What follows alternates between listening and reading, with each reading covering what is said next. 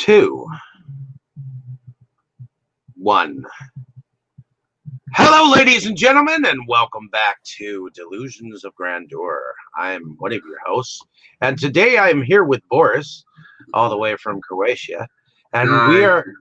are here to discuss a film that was from 1978, and it ended up on that UK ban list that I believe it had like let's see, the UK ban list. God, let's see if I can think about who actually did. The UK ban list was very, very elusive because you never, if a filmmaker actually made the film, at any given point in time, it could become under the axe if it was too violent. UK ban list. I'm gonna see how many. Let's see if a list of banned films. Okay, so apparently the UK. Let's see, how many did the UK have? Okay, Ukraine, United Kingdom. Okay, so A Clockwork Orange, The Exorcist, and a few. Let's see, film censorship in the UK. Okay, so apparently, let's see. They were, well, it doesn't exactly tell me at the moment, but it seems like there were quite a few. But in any case, let us. So I'm gonna give us a what IMDb tells us about the film. And it's called "I Spit on Your Grave." Filmed in 1978. It was directed by Meir Zarchi. And the film is about an aspiring writer who is repeatedly gang raped, humiliated, and left for dead by four men whom she systematically hunts down to seek revenge. So, going on that information and everything that we have done to kind of study some of this film, was this a first time watch for you? Well, I watched it two times today. I watched it alone earlier today, and now I watched it again with you. But yeah, today was the first time I've seen this movie. Okay, and what was your response and reaction the first time that you watched it? Well, I think I would say I have mixed feelings about this movie. I did read the critics, and apparently many of them gave very negative reviews. Yeah, yeah, many of them seemingly gave very negative reviews. I accused the movie of being violent. I think some of them even said that the movie glorifies rape, which I personally think is a very wrong interpretation because, in my opinion, it evidently does not glorify it. I mean, as far as I understood it, it glorifies punishing rape. And one thing one issue I had with the movie was that it's maybe a little too slow paced, and as some critics say, there is not much character development. That much I agree with, but yeah, those who say that the movie should be bad because it's too violent, I think it's wrong, because if you want to portray how horrible and unforgivable rape is, you cannot portray that without showing the and And I have to agree. I don't know if you can hear me. so I have to agree. yeah, we had a glitch. Sorry about that, folks. Um, I have to agree. This is not my first time watching this, but uh, I actually saw this like maybe about 5 or 6 years ago. I ended up hearing about the film, and it was originally called Day of the Woman.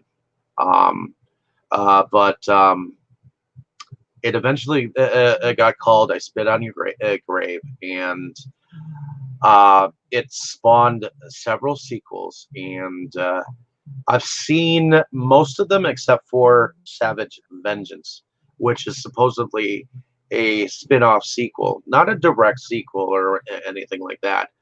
But I actually have two um, versions from Elite Entertainment, which one is the Millennium Edition, which apparently that has commentary from the director on it, which I have not yet listened to.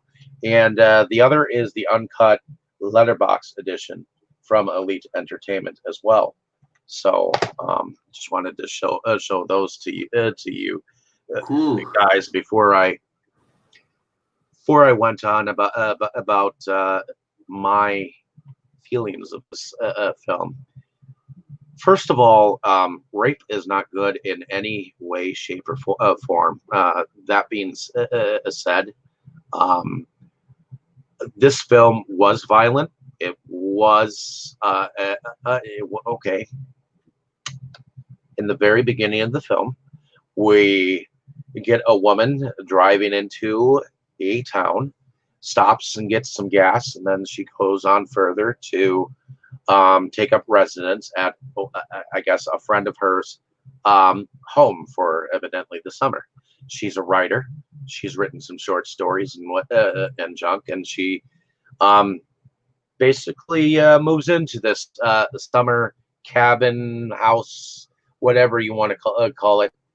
And the film has you meet a couple of characters. They don't exactly entirely flesh them out.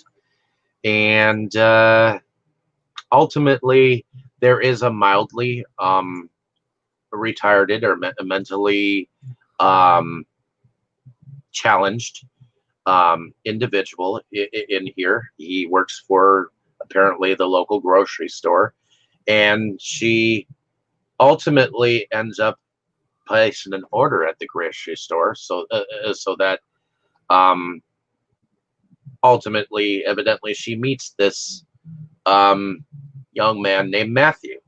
So, what do you think about these beginning moments when she comes into town, meets the gas station attendant, and then ultimately meets Matthew and settles into this place? What do you think about that beginning there? Well, like I said, I felt it dragged on a bit too long. The beginning was a little too slow paced, but that's just my impression. I mean, since I had read a synopsis and I knew what was going to happen, these things at the beginning felt maybe a little too irrelevant to me. But yeah, then we find out that all of those characters who appear are those who do we know what later on. Okay, so there were 72 films that were part of the UK video nasty era. Hmm. um, so the video nasties, let's see. I'm not sure if I can go through all of these, but I can mention a few of them. So, abducted, or also known as Schoolgirls in Chains, The Aftermath, which was also known as Zombie Aftermath, The Black Room, Blood Song, Blue Eyes of the Broken Doll, Cannibal or Last Cannibal World, Cannibals, known as Mondo Cannibal, The Chant of Jimmy Blacksmith, The Child, Christmas Eve, Communion, Dawn of the Dead, Dawn of the Mummy, Dead Kids, also known as Strange Behavior, Death Weekend, also known as The House by the Lake, Deep Red, also known as Profundo Rosso, Demented, The Demons, also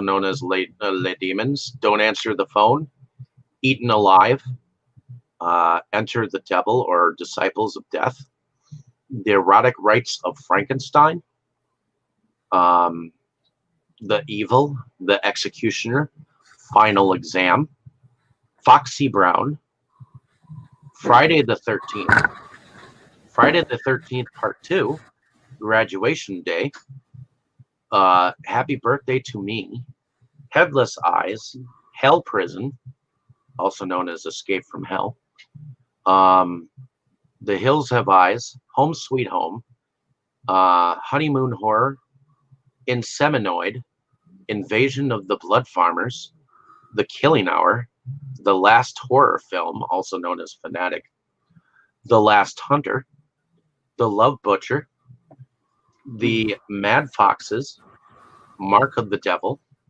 Martin, Massacre Mansion, Mausoleum, Midnight, Naked Fist, or otherwise known as Firecracker, The Nesting, The New Adventures of Snow White, also known as Grim Fairy Tales for Adults, Night Beast, Night of the Living Dead, Nightmare City, Oasis of the Zombies, Parasite, Phantasm, Pigs, Prey, Prom Night, Rabid, Rosemary's Killer, also known as The Prowler, Savage Terror, otherwise known as Primitives, Scanners, Scream for Vengeance, Shogun Assassin, Street Killers, also known as Beast with a Gun, Suicide Cult, also known as The Astrologer,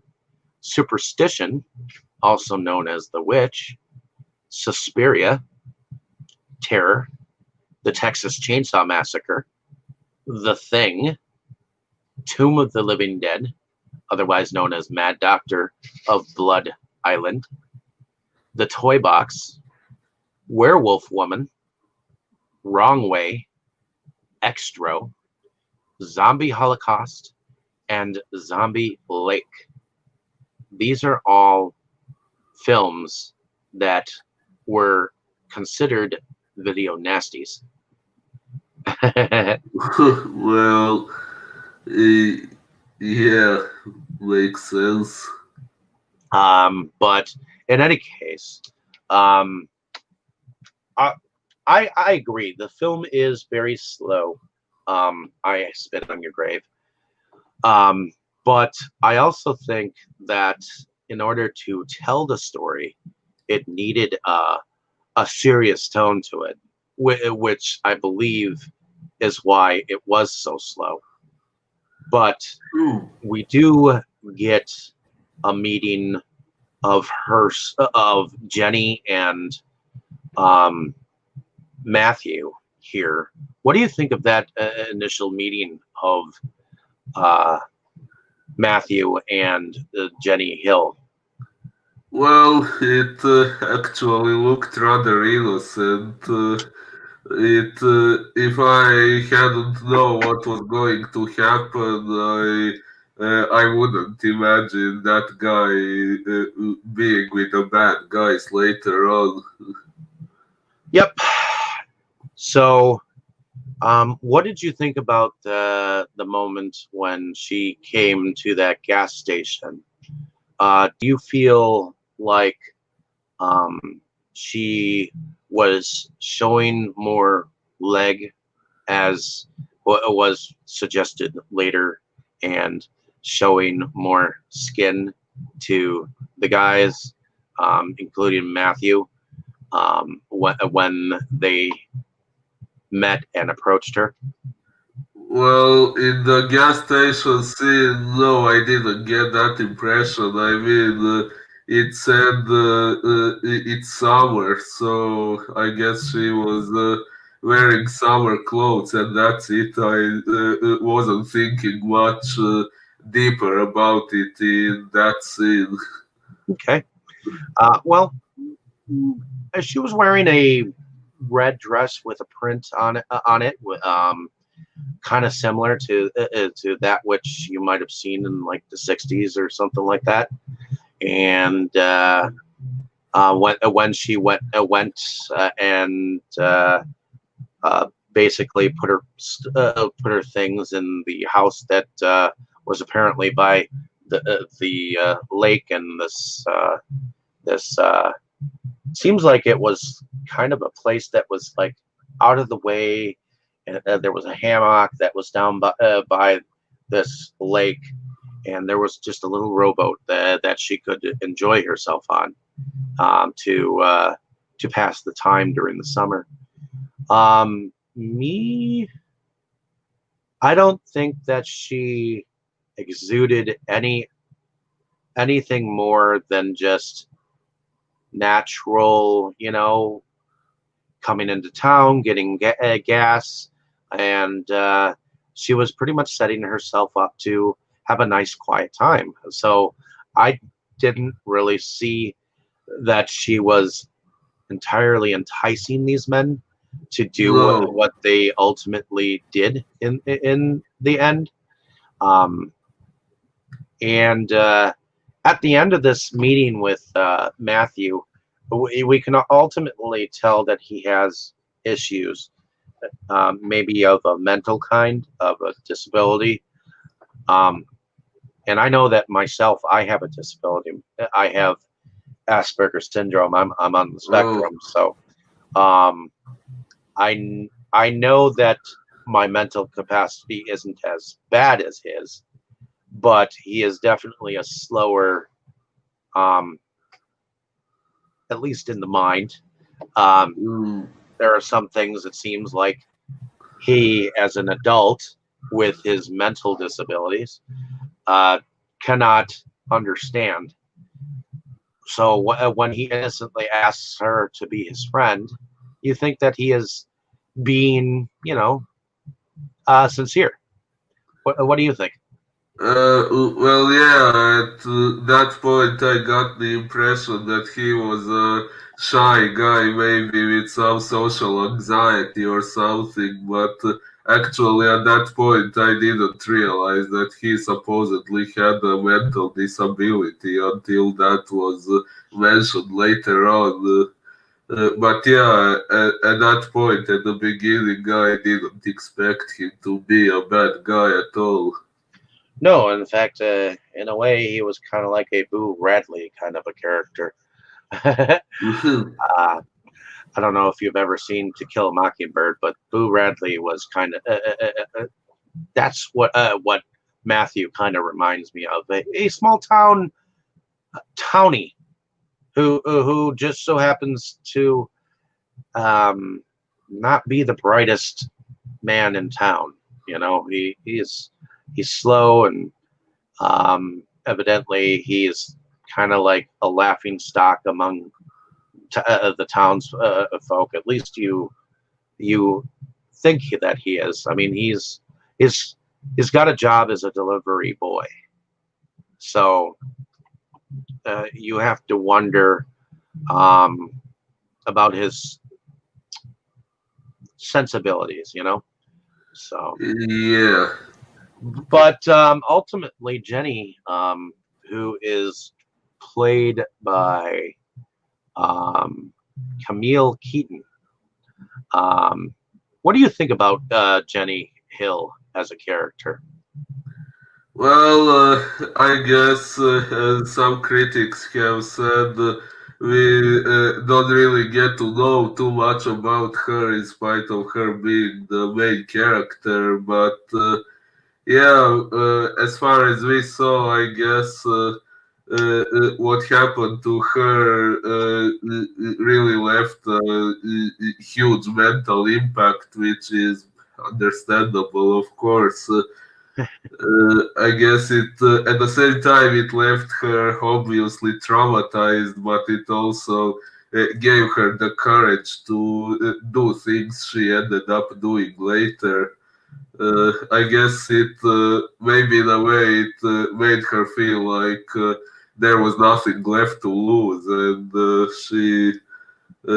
she went and took revenge for what was done to her. Precisely. And ladies and gentlemen, before we go on and go forward, spoiler alert, because we are probably going to spoil the crap out of this movie before we even begin to talk about the violence and and what actually happened during this film. See, um, I've read up on this film, and apparently Siskel and Ebert, who are supposedly well-known critics. I mean, I've read some of their reviews over time, and I think some of the time they were just. I mean, ultimately they became old crabby men who just didn't seem to like some of the films that actually made sense and whatnot. And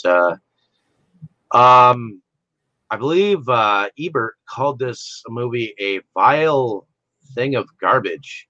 Something like that. And ultimately, the director, Zarchi, he basically didn't care either way, whether the critics or the people loved it, just so long as 20 million or 20,000 viewers actually saw the film. It really didn't matter down the road. I mean, people put a lot of faith in these critiques of these films.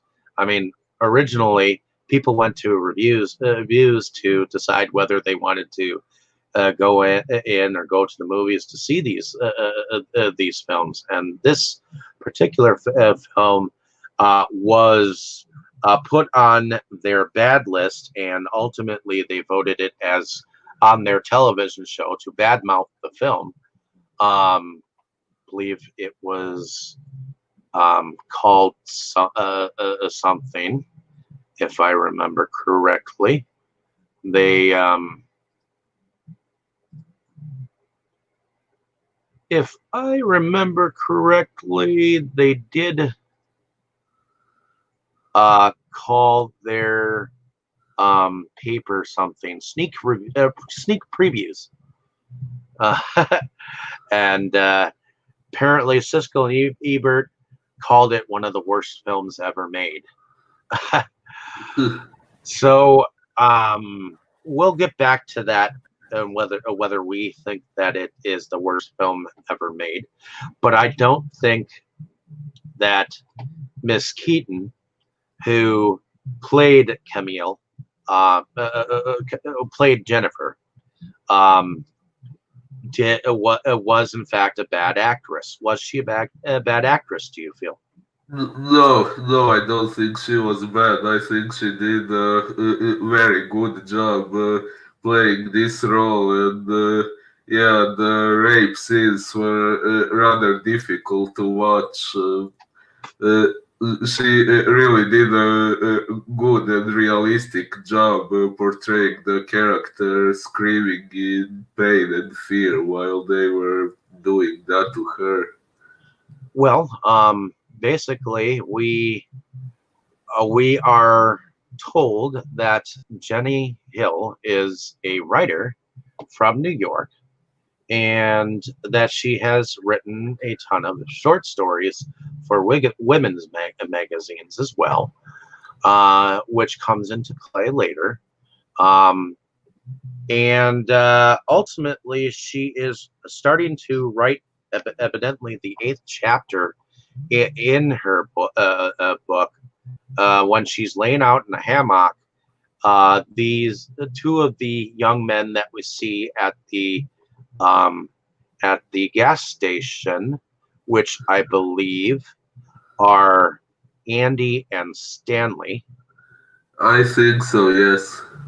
And the gas attendant, I believe, is Johnny. Yes, yes.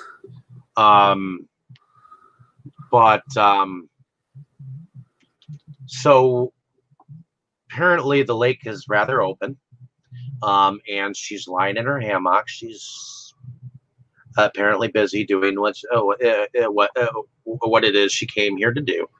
And initially, they come and in a motorized boat circle the lake and try to make noise to distract her the first time.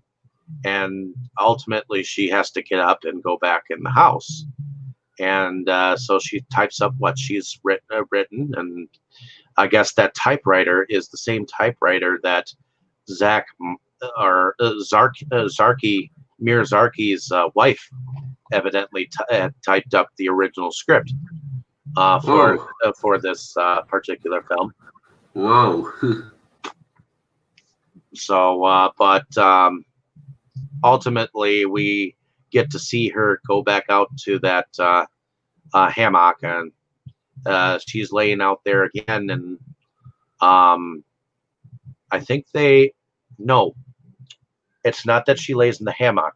She does, in fact, go out in her rowboat, and she's suntanning herself. Yeah, I think so. In a two-piece bikini, and the motorized boat comes around and it circles her, and she gets annoyed. She tries to tell them to go away. They do not. They continue to circle her, and then ultimately they grab the rope that is connected to her rowboat and drag her rowboat to another part of the lake, and they continue to chase her into the woods. And the gas station attendant is there to meet her in the woods. What do you think about that whole scenario there?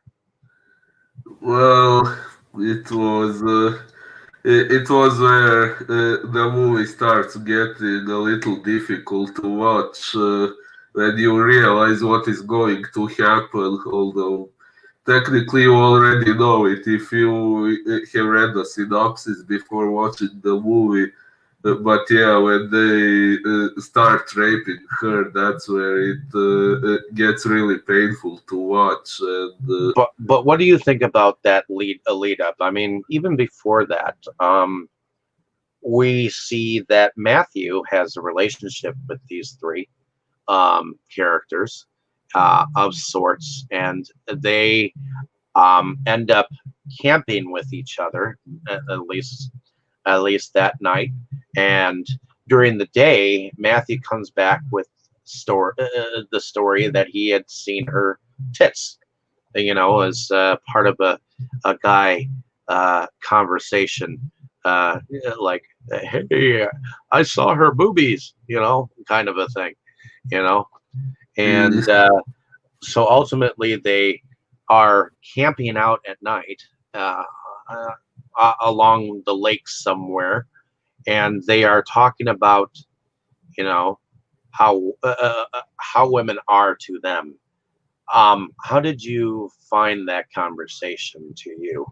To me, they were discussing that they were going to go and screw whatever women in California, or go screw whatever women in Florida, or wherever they were going to go.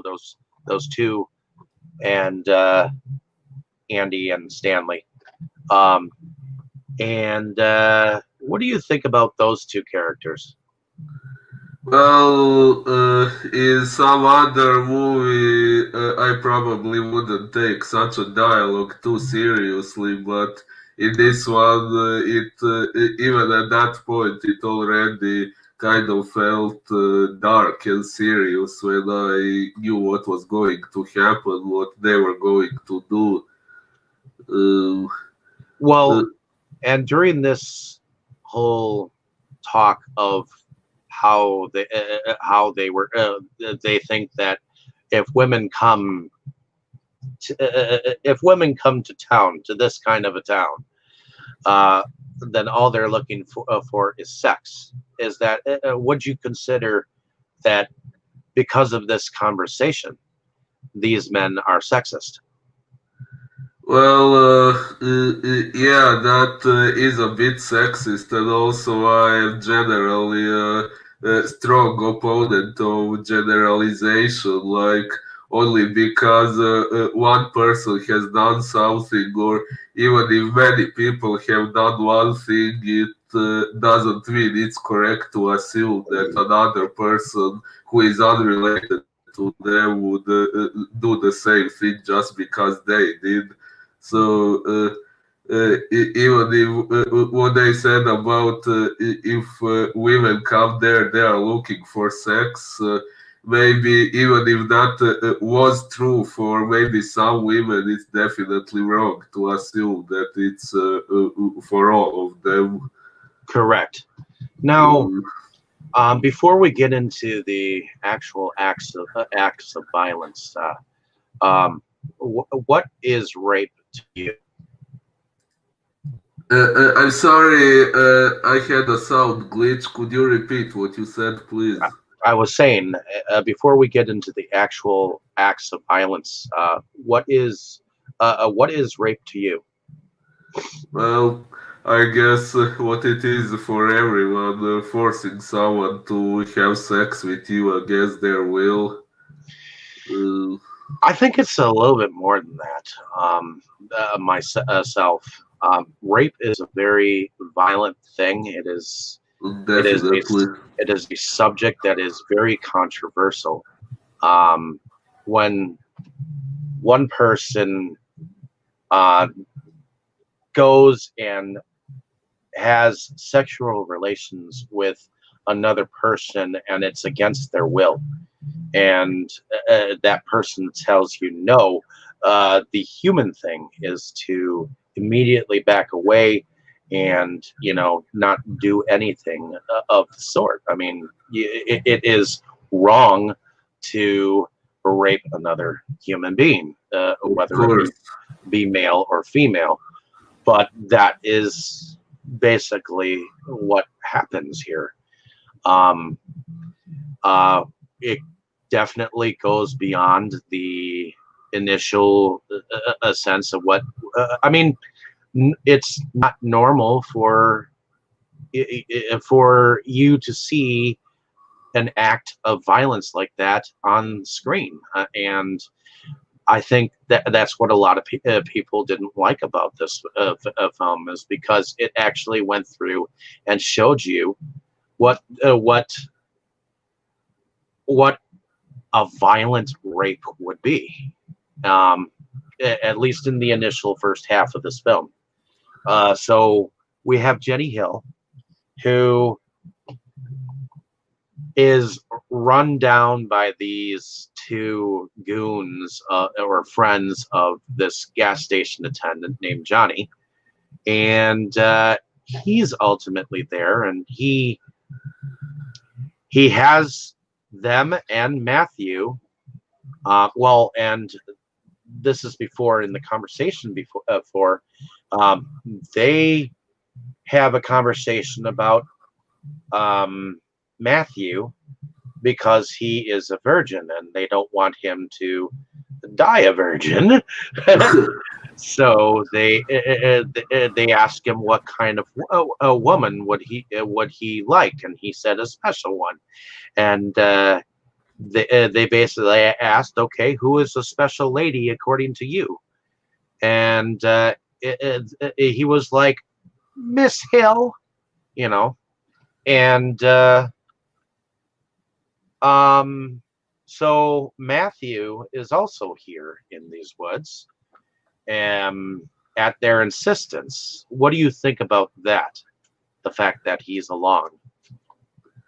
Well, actually, that's the whole thing about Matthew is one issue I have with this movie. I mean, as we see, he is a mentally disabled person. When he said that she was a kind of woman he would like, he wasn't aware of what the three of them would end up doing. And when they grabbed her and told and wanted him to join them at raping her.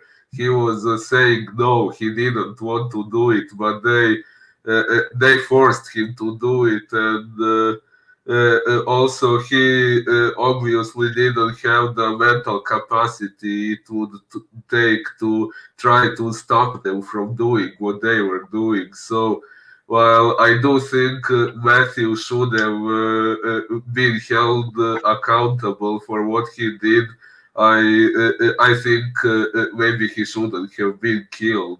Yes, some punishment would have been deserved, but not death, in my opinion, because regarding the fact that he was mentally disabled, he didn't seem to have much choice in the situation. Very true. I mean, but his presence there does show that he wants to be part of the guys. Evidently, there's not that many more people his age to hang out with. So this group of guys seems to be like the people that are part of the town that he kind of looks up to and wants to hang out with and just wants to be um, normal. And unfortunately, that is not what these guys end up doing. So basically, the gas attendant Johnny, he ultimately has the three men hold onto Jenny Hill and take her clothes off, and he initially does the first raping. And you have more scenes like this from some of the others as well. It continues.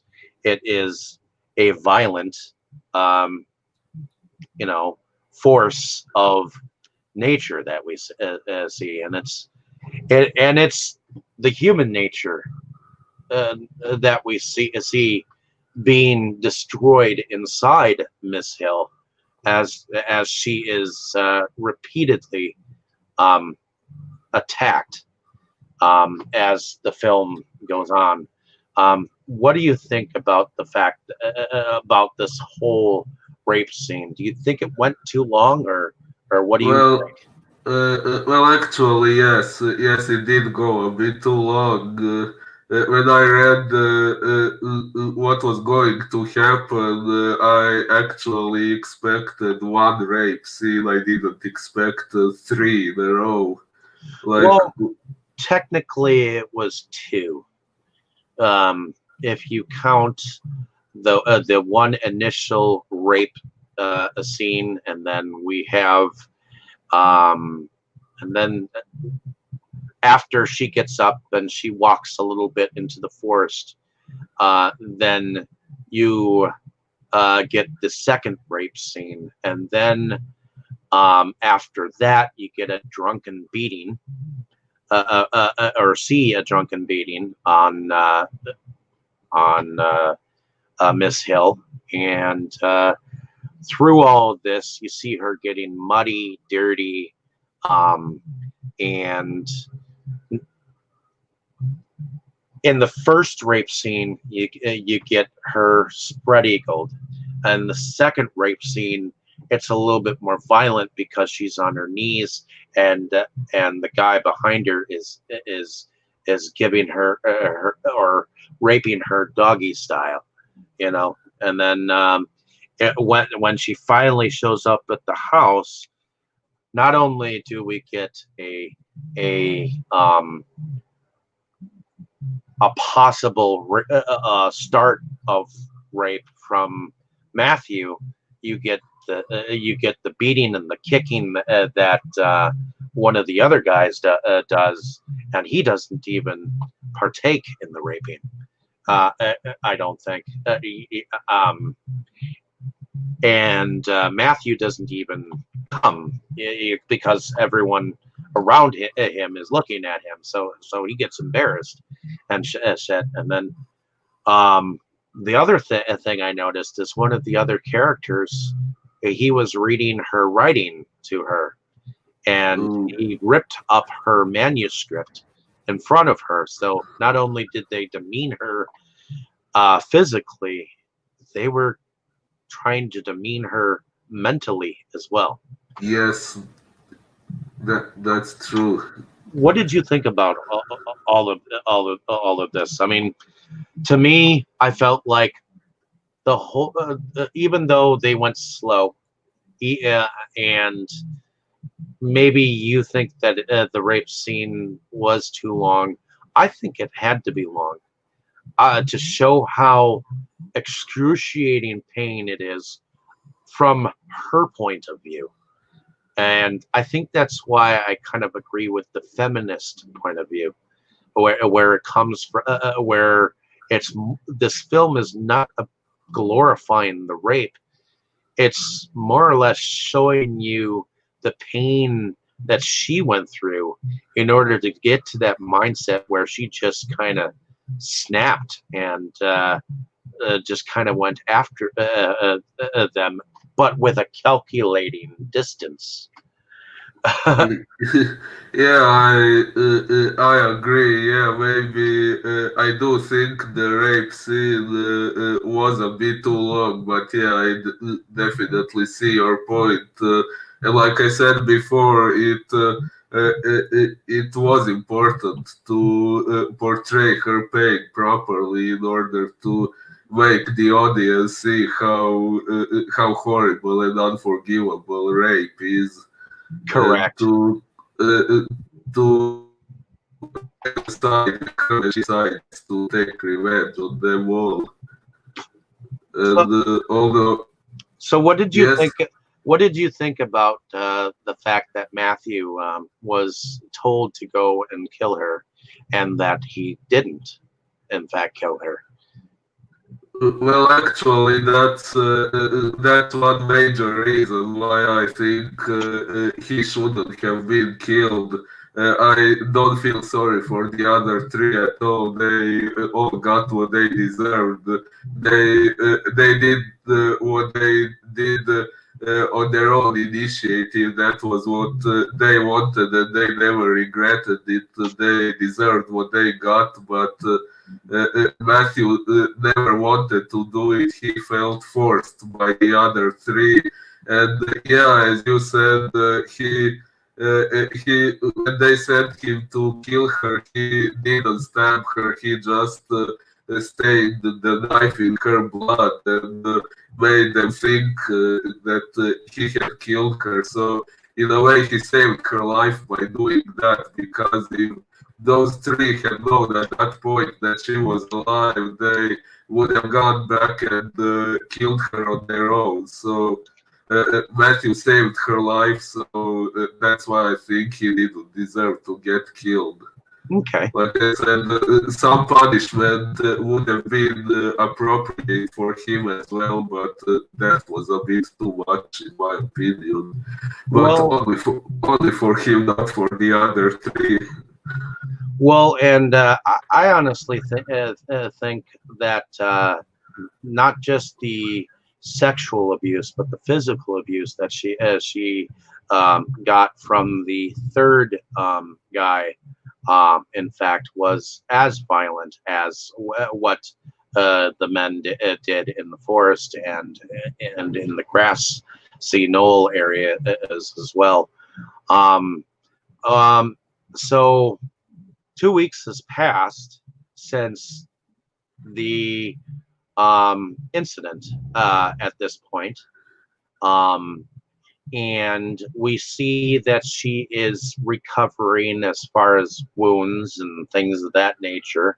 And we also see that she has, or is in fact, looking in on the at least the gas attendant man, and she realizes that he does in fact have a wife and two kids. What do you think about that aspect of Johnny, the gas attendant?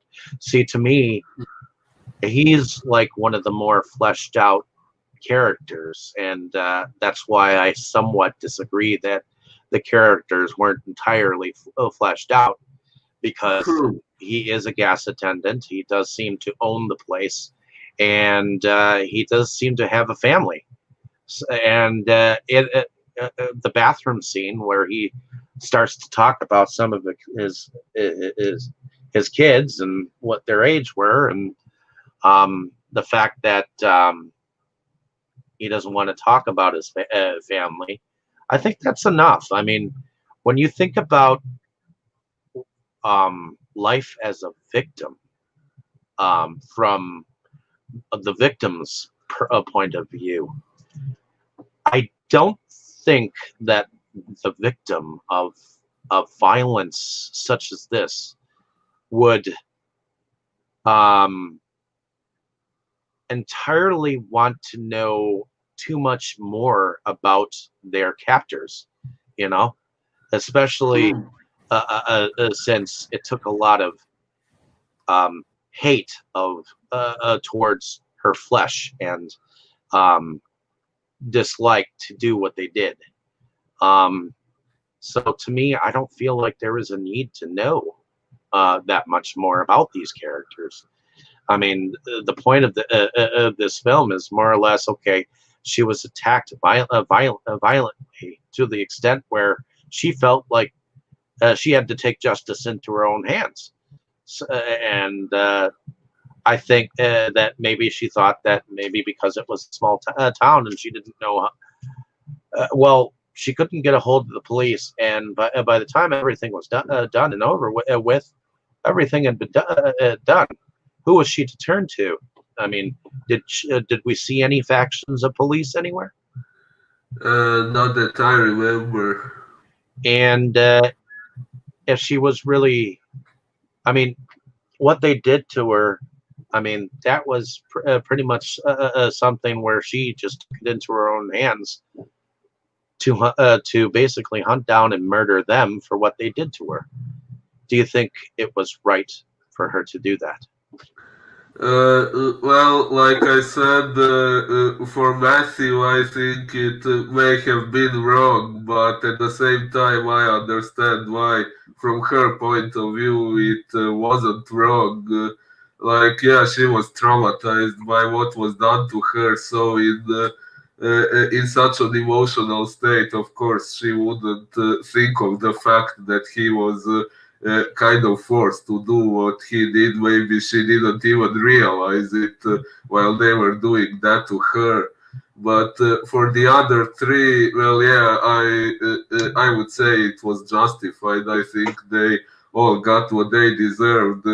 Even Johnny, I mean, some people would say he has a family who is going to grieve him, so because of them it was wrong to kill him. That's what some people would say, but in my opinion, if he was able to do to an innocent woman what he did, who says that someday he wouldn't end up doing something horrible to his own family as well.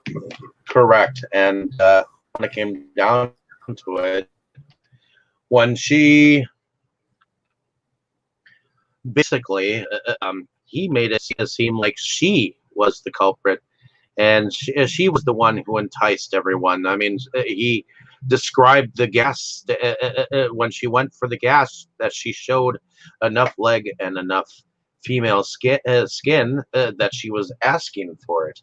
When you know, a female doesn't, a woman does not ask for anything like that, you know, not like that.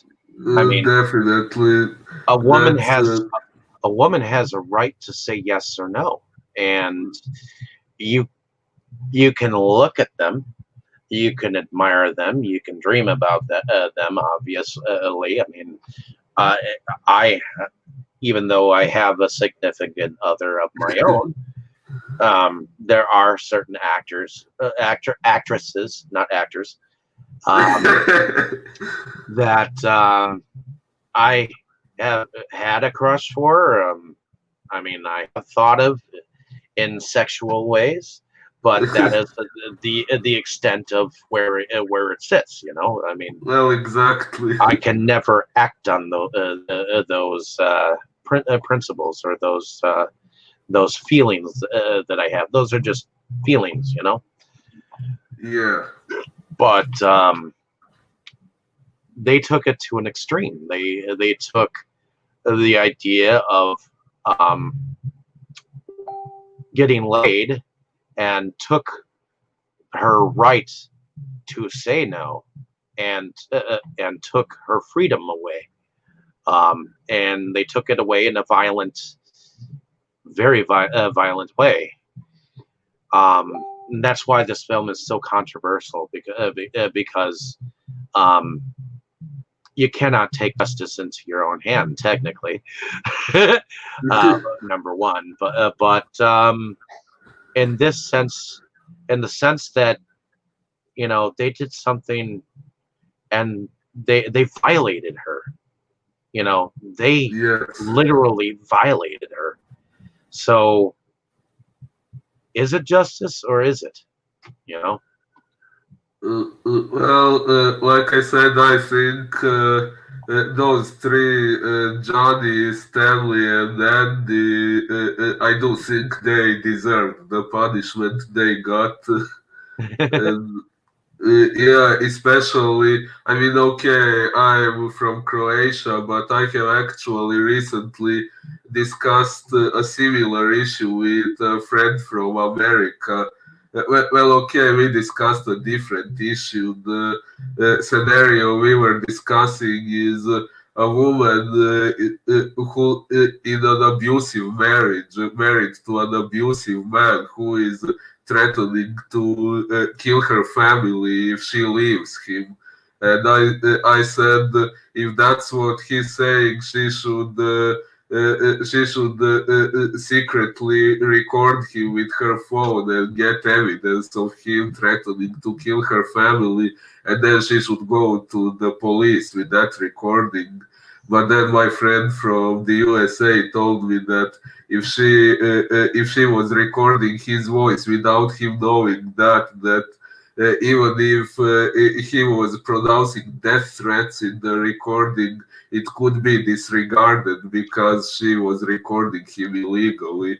So I think the legal justice system, from what I heard, is often not effective enough. So yeah, I can definitely understand why Jennifer in this movie decided to do what she did.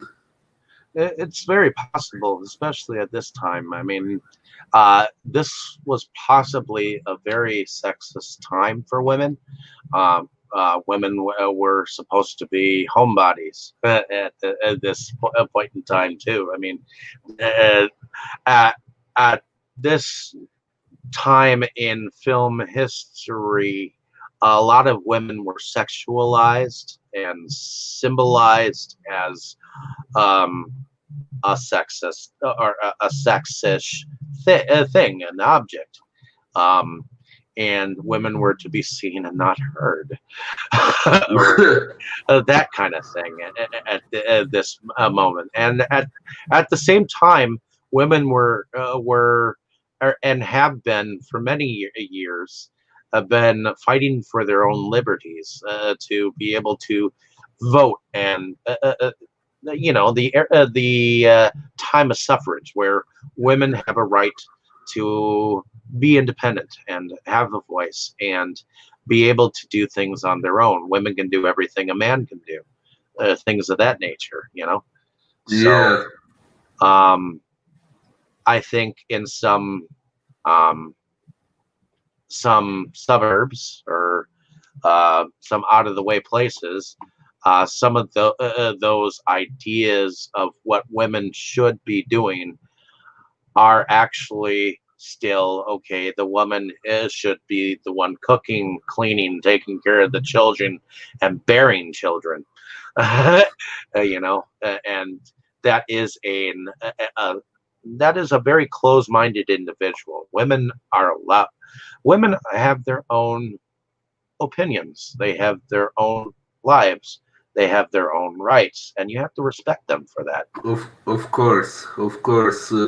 Actually, I generally hate the concept of gender roles. Like men must do this and mustn't do that. Women must do this and mustn't do that. Like let everyone do what they want as long as they aren't causing any harm to anyone else. Correct.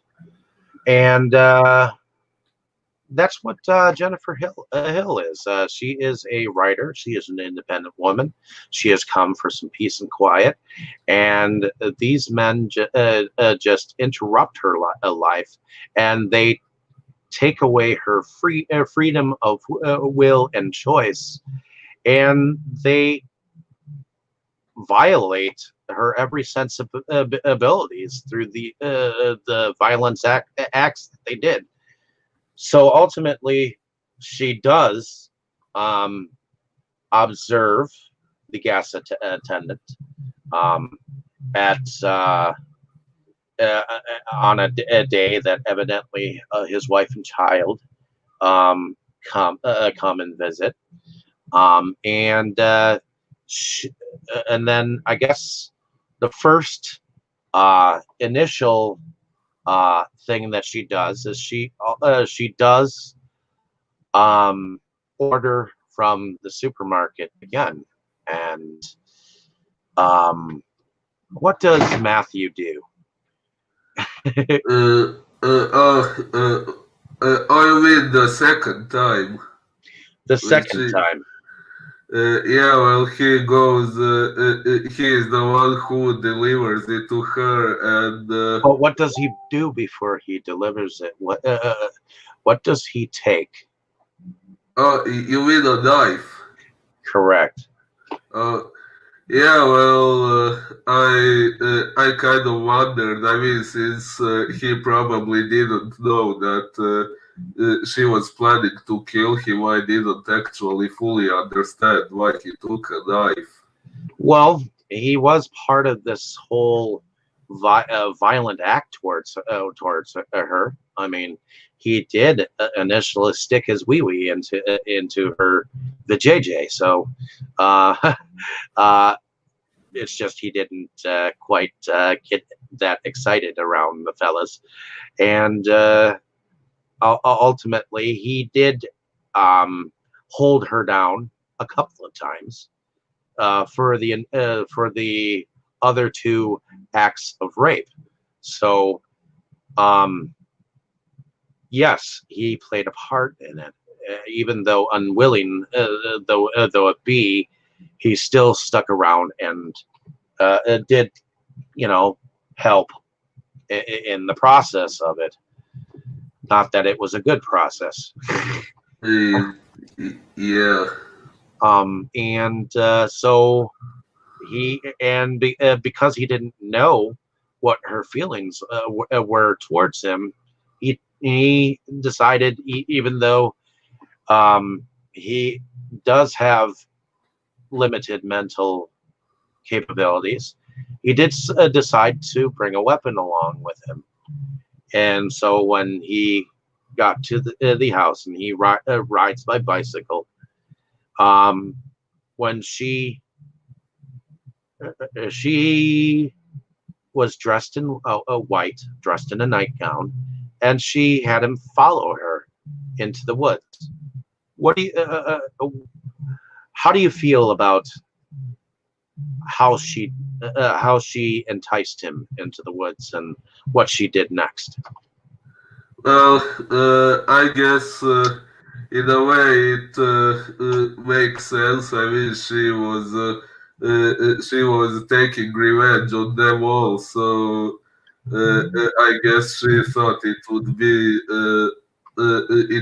a symbolic way, like something especially planned for him after what she heard and so on. But then again, like I said, if she was aware of the fact that he never wanted to do what he did, then I do think maybe she shouldn't have killed him. Maybe tied him up and beat him up to make him realize what an awful thing he did. But yeah, regarding the fact that he saved her life, she should have left him alive as well.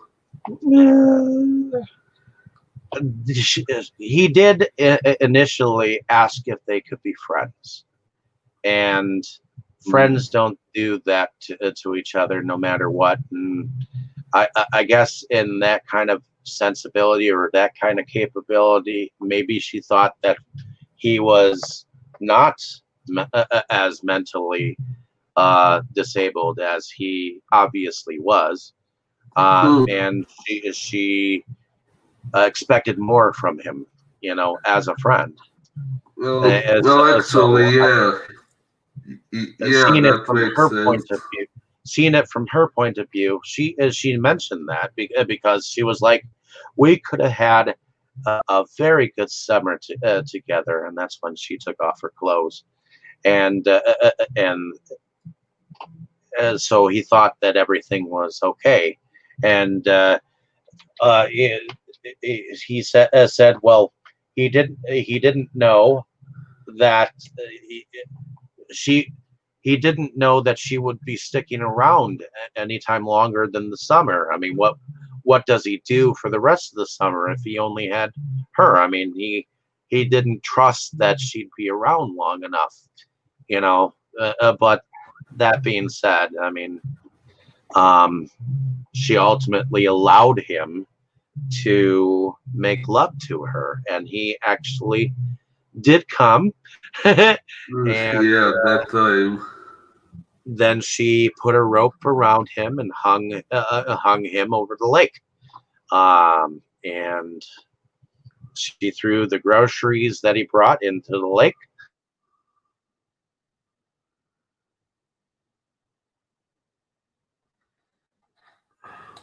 Uh-oh. along with dropping his body, into the lake. And ultimately, she went and sought out the gas station attendant. What did you think about the fact that she went and did that? Well, what she did to the gas attendant was brutal, but like I said before, in my opinion, it was fully deserved. Actually, I think what she did to him is my favorite punishment scene in this movie because he raped her and she in turn castrated him. That's like the most symbolic, the most poetic justice kind of punishment for rape. Well, yeah, kind of.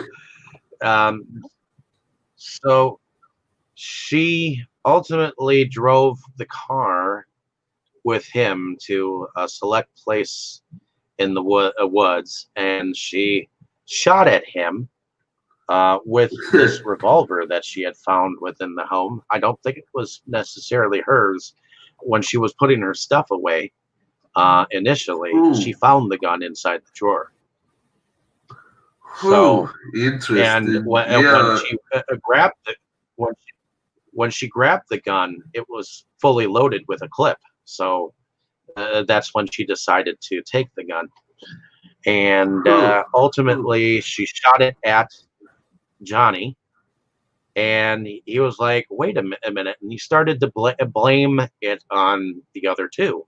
The acts of violence that he was trying to point the finger. And so were the other two. They were trying to point the blame on the next person down the line, as it went on. So, Yeah, but that. she decided to take him home for a bath. What did you think about that decision?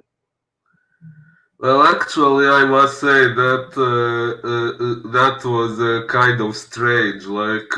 I mean, after what he did to her, I would imagine her being very disgusted at the idea of having him around, of touching him and everything. But then again, after what he did to her, maybe she suppressed that disgust only in order to deliver the punishment that he deserved.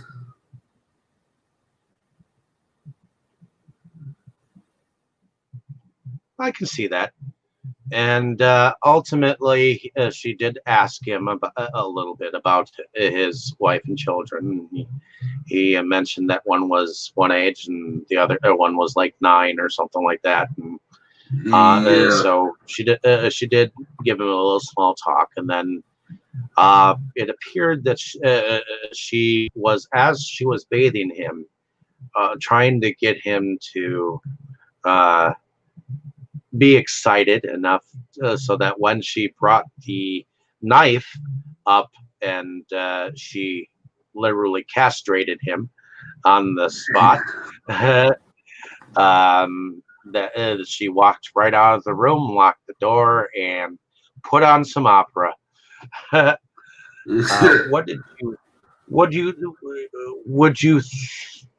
You said something about why he didn't scream right away, didn't you? Yeah, I found that a little confusing.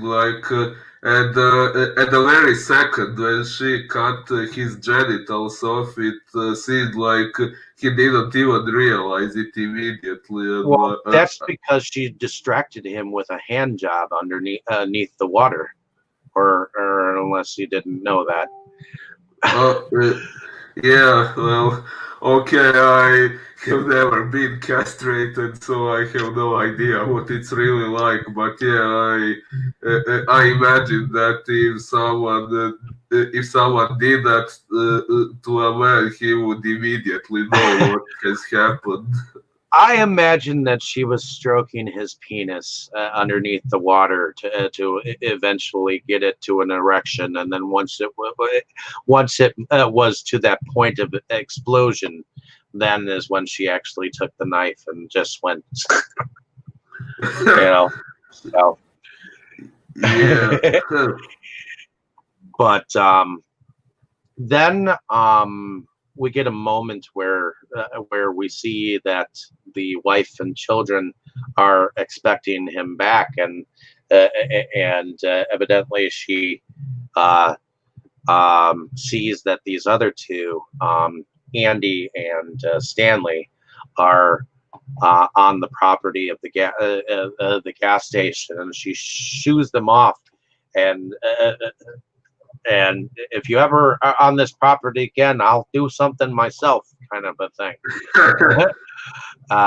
So these two end up going back in their motorized boat, and one has an axe, and ultimately they try to surprise her, but she hears the noise of their boat.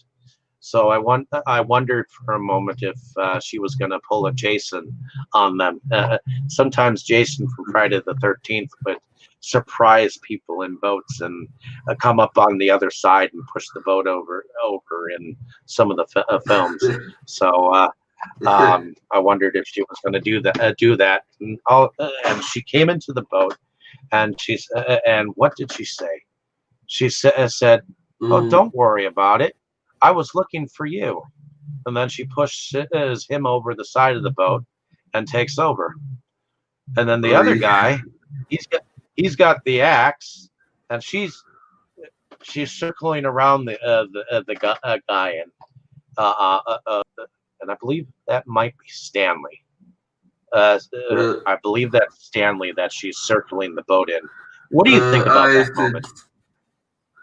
uh, Well, if I remember correctly, while she was circling around Stanley, Andy had the axe, right? And if I remember correctly, he threw it at her, right? Correct. Uh, yeah, but then she ended up having the axe, and Well, he tried to swipe her with it as she was coming towards him, and it fell into the boat. oh Uh, yeah, oh so yeah, that's yeah, how she got it, and that's when you have him going over to try to help Stanley, and try to bring him back to shore. But she mows down with that axe in hand, and you see the axe go into the skin of the one guy, Andy, and yes, yes, you can hear the thump.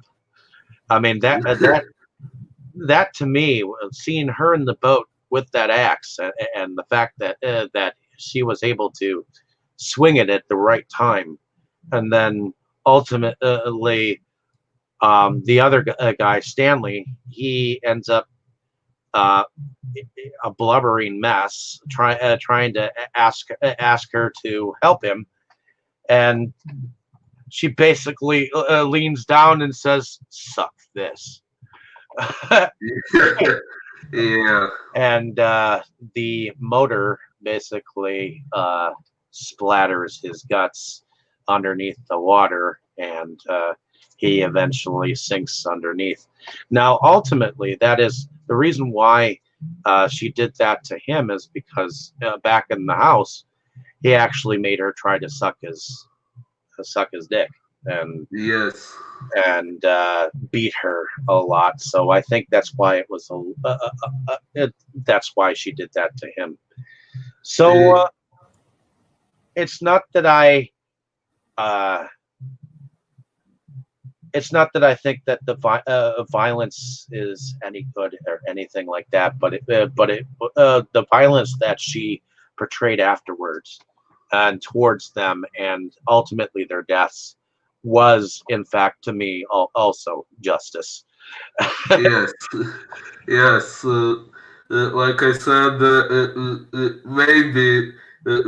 maybe Matthew deserved a different kind of ending, but the other three definitely deserved to end the way they did. They were just as bad as each other, and uh, yeah. I don't think Jennifer did wrong with what she did to those three.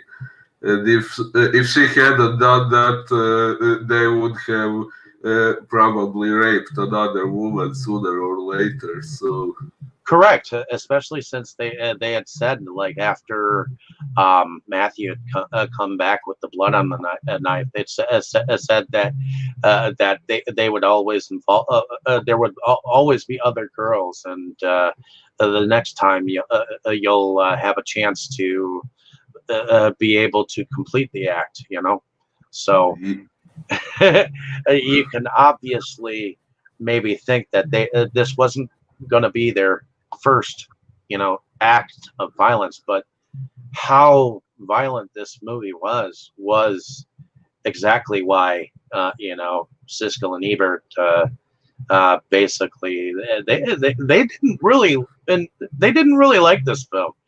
They did, probably because it shows exactly how bad uh, uh, uh, males can act around females or think about females in the wrongest of ways.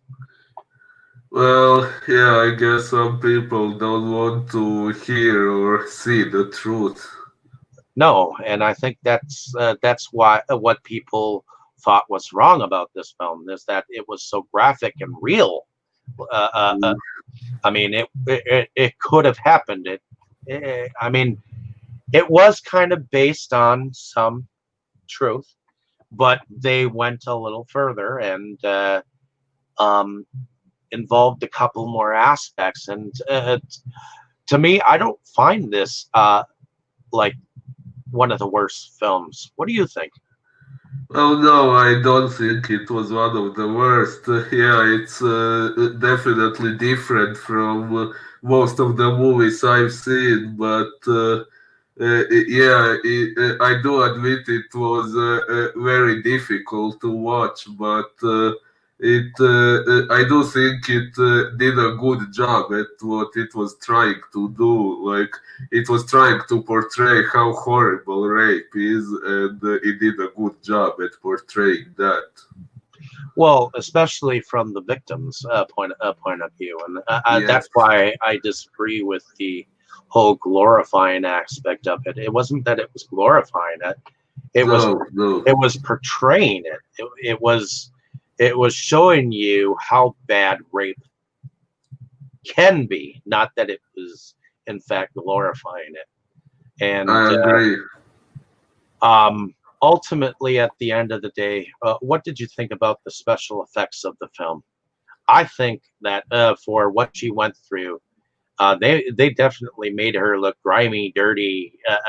Definitely enough blood on her Indeed. to show the violence of the acts. Hey, Yeah. Indeed, the effects were quite realistic, in my opinion. um, let's talk about favorite scenes. What was your favorite scene of the movie, if there was one? Well, I guess if I had to go with one, it would probably be the scene when Jenny castrates the gas station guy, because, like I said, it's the most poetic justice kind of punishment. And also because it reminded me of a similar scene I actually have in my unpublished novel, where a rapist character receives his punishment in a very similar way. Hmm. I would have to concur. I like that whole scene where she just drives him to a deserted part of the wood and shoots at him and makes him tell her the reasons why, and then she has enough patience to let him take her gun from her, and she invites him back for a bath, and she gets him so comfortable, and and and excites him to a point of erection, and um, violently castrates his member in a way that would tit for tat, eye for an eye, Yeah, kind of a thing, yes, and tooth for a tooth, kind of a thing. Early Bible doomsday kind of enactment, and I like the fact that she does go to a church and say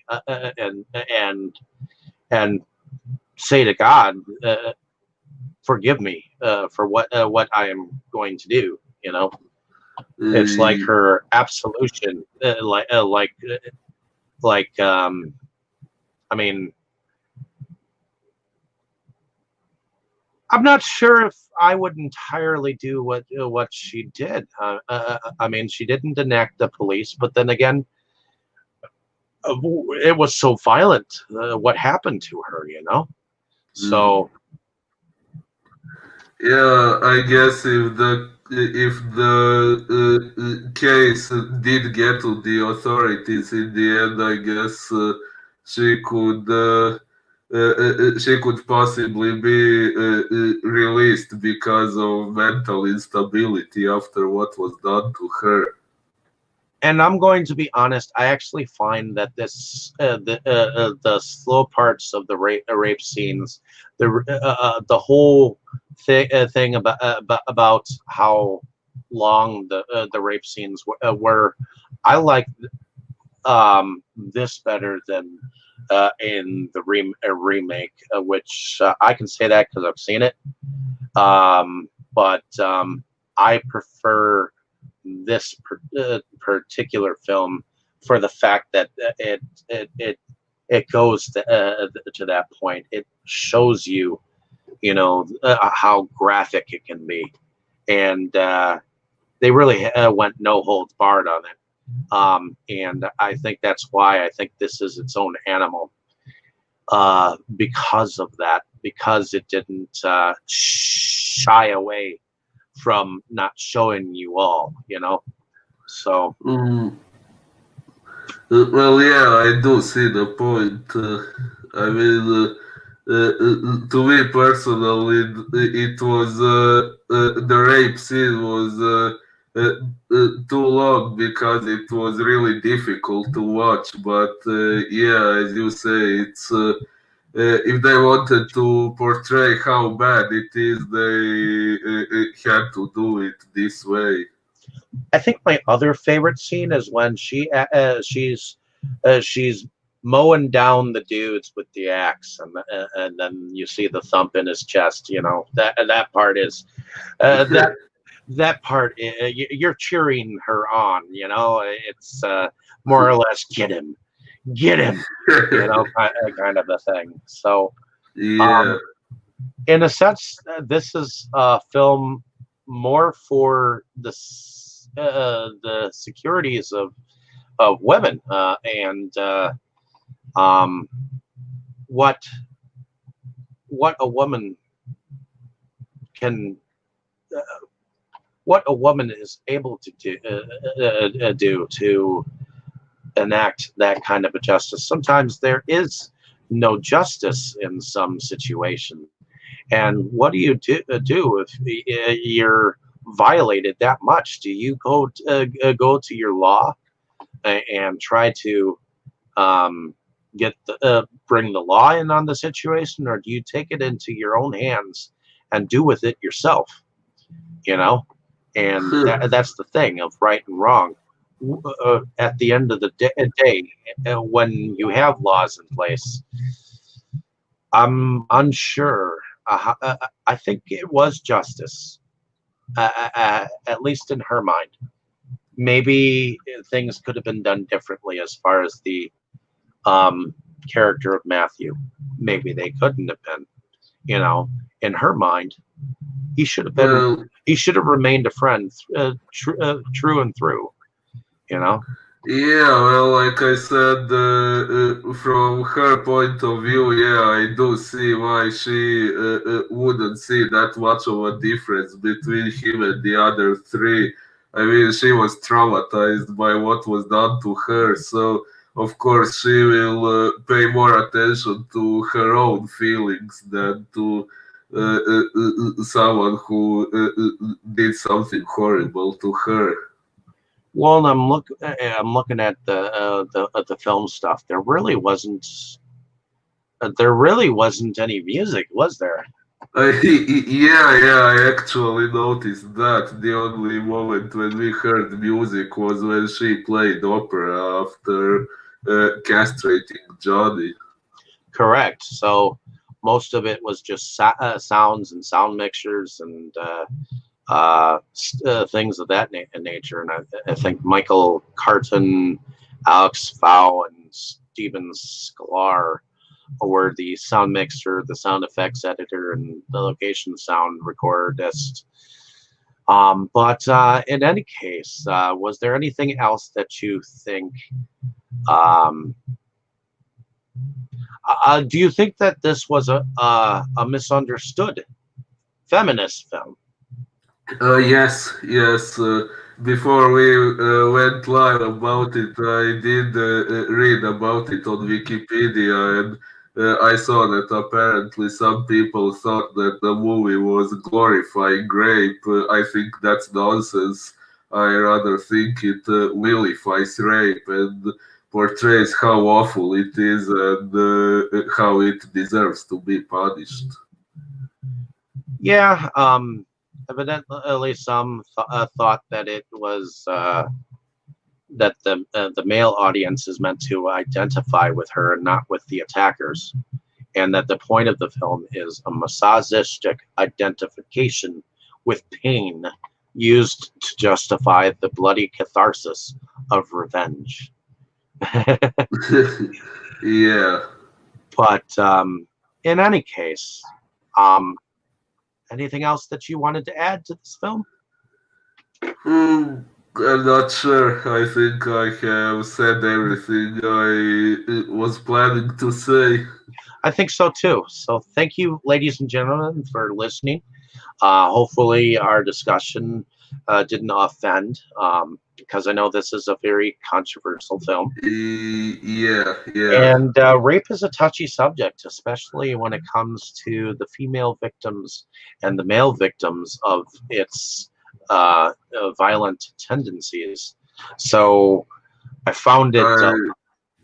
I I found it a little tougher to describe, because I was feeling a sense of euphoria, and I wanted to explain it in a way where it wasn't insulting or anything like that.